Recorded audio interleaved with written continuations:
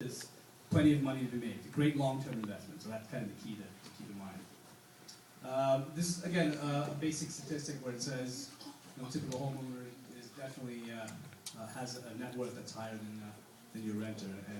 And there's several reasons for that. And again, my apologies if I turn my back, but I got to go through the slide there. Again, there's several reasons for that. The main reason being there's tax deductibility of paying interest in real estate taxes. And again, I'll kind of get into some of the details, and if you guys have any specific questions, feel free to ask me afterwards also. So here's a chart. It's an interesting chart to kind of look at here.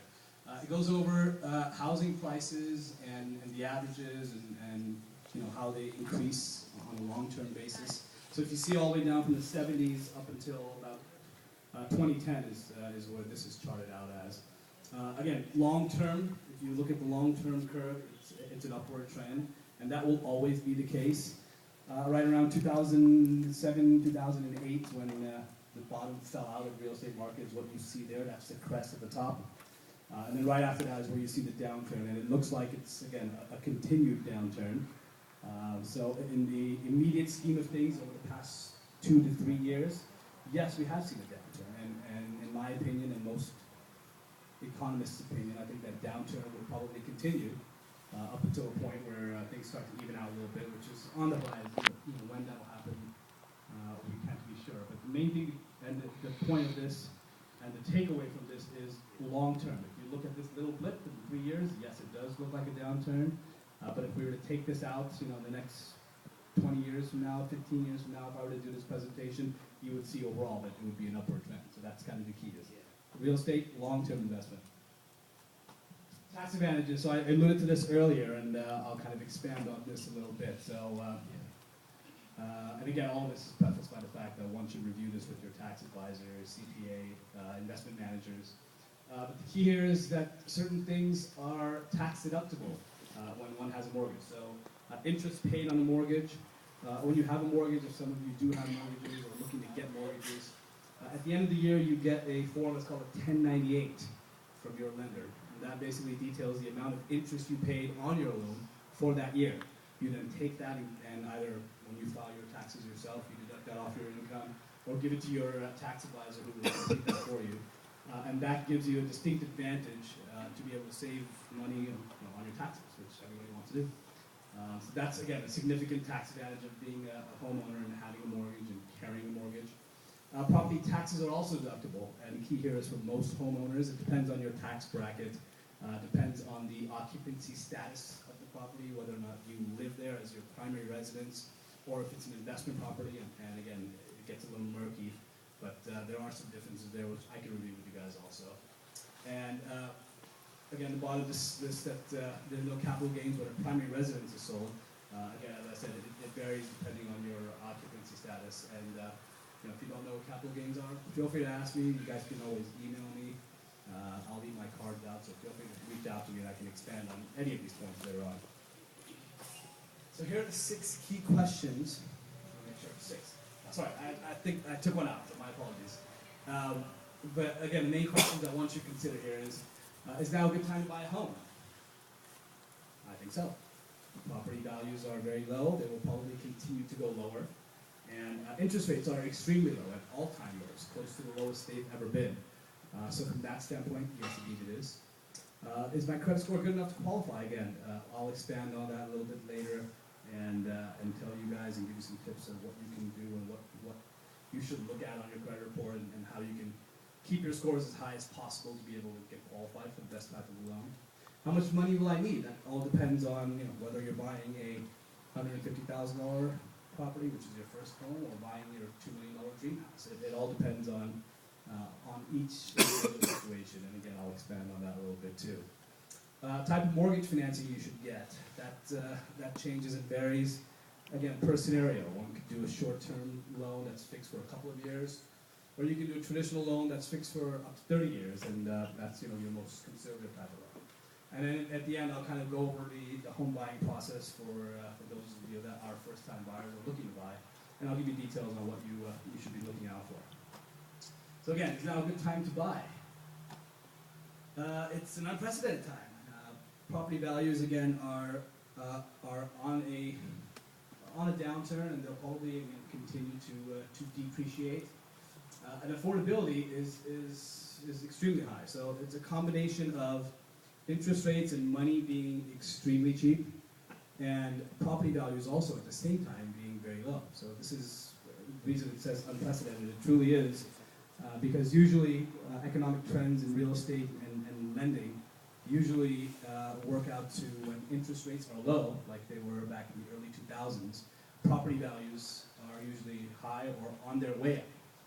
And again, that was the case back in the early 2000s, where interest rates were at all-time lows, and we all know what property values are doing, appreciating 100% in a year. So that was, that's, for lack of a better word, that's kind of more of a normal cycle when interest rates are low and property values are high. That was a bit abnormal because property values are overinflated. But this is unprecedented, where we have very low interest rates and property values also being extremely low. And again, it kind of gives you a little statistic on the bottom there of what your average family actually has to be able to qualify. So today's definitely a buyer's market, and how's that so? So sellers are giving concessions. And what are concessions? So I own a house, and I need to move my house. I need to sell my house, I should say. And I've got 5 buyers lined up, and half of them are good, well qualified, and a couple of them are not very well qualified.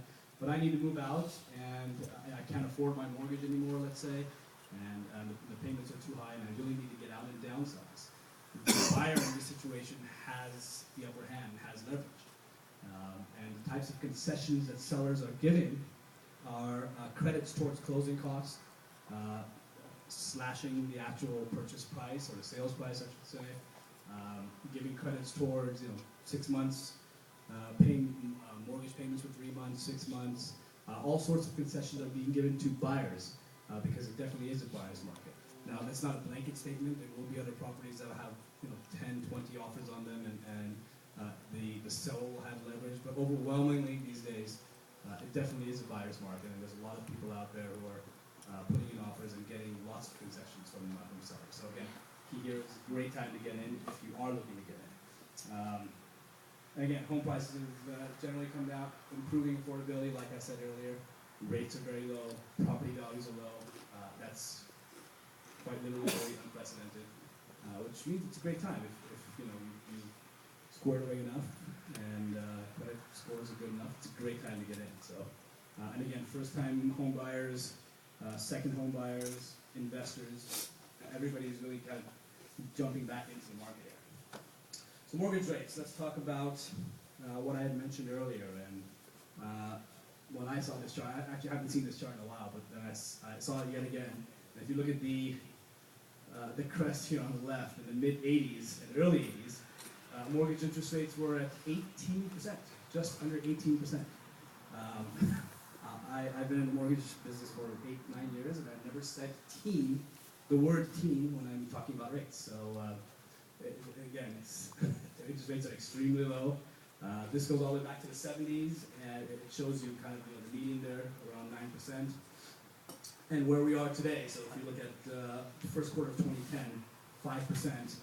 That's first quarter of 2010. I'll just give you a real-time update. This slide's a bit old.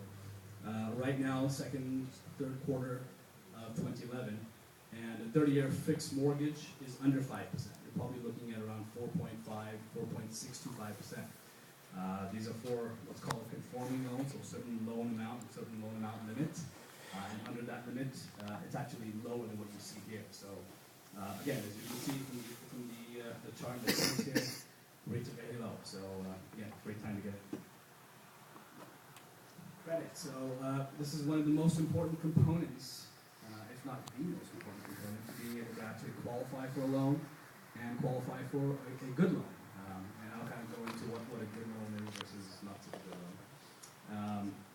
And again, this is a key component of qualifying. Lender requirements have tightened. What does that mean? So requirements basically meaning, I'll backtrack a little bit. If we go back to 2004, in the heyday of when mortgages were available to anyone and everyone, and you had a heartbeat, you got $1 million. That's pretty much the way it was. And lots of people did that. And lots of people got burned. Lots of people made a lot of money, and in the end, majority of them, and